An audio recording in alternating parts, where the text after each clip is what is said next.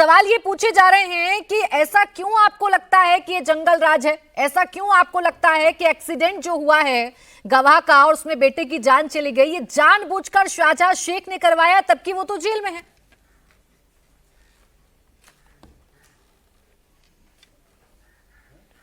देखिए प्राची जी, एक शाहजहां शेख की जब गिरफ्तारी हुई थी, उस गिरफ्तारी के समय पुलिस की हिरासत में शाहजहां शेख जिस अदाकारी से चल रहे थे, उस समय ही सारे लोगों को आशंका हुई थी कि ये पुलिस के जो हैं मेहमान हैं या ये पुलिस के द्वारा हिरासत में लिए गए कैदी हैं।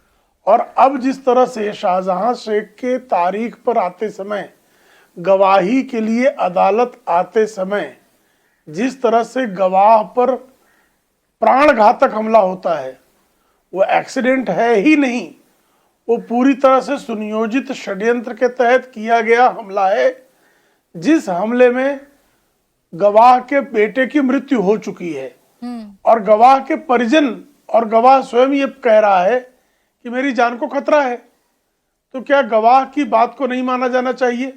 और शाहजहां शेख की जिस तरह की पृष्ठभूमि है, जिस तरह के आपराधिक पृष्ठभूमि का व्यक्ति है, और जिस तरह का उसको सत्ता का प्रश्रय प्राप्त है, सत्ता का प्रश्रय प्राप्त होना, उसकी आपराधिक पृष्ठभूमि और जिस तरह की घटना घटित हुई है, इन तीनों को देखने पर कोई भी सहज कह सकता है कि वहां पर पश्चिम बंगाल में अगर शाहजहां शेख के खिलाफ यह मुकदमा चलाया जाता है तो शाहजहां शेख के खिलाफ गवाह भी सुरक्षित नहीं है।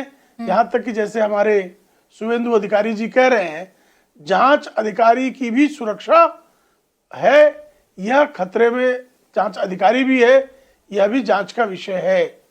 ऐसे में इस मामले को किसी अन्य राज्य में ले जाया जाना चाहिए। ऐसे तमाम मामले हैं।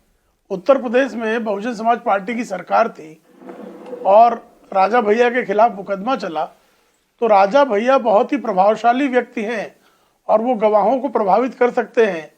इस आशंका से राजा भैया के खिलाफ मामला बगल के राज्य में ले जाया गया।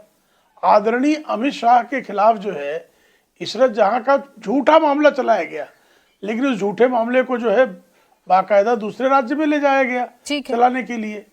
ऐसे तमाम आपको उदाहरण मिलेंगे जिसमें जरा सी भी आशंका हो जाए कि गवाह और जो है जांच किसी भी प्रकार से प्रभावित की जा सकती है, अभियुक्त को राजाश्रय प्राप्त है, सत्ता का संरक्षण प्राप्त है, तो ऐसे मामले उस राज्य के ज्यूरिसडिक्शन से बाहर ले जाए जाते हैं ताकि जो है निष्पक्ष न्याय निष्पादित हो सके।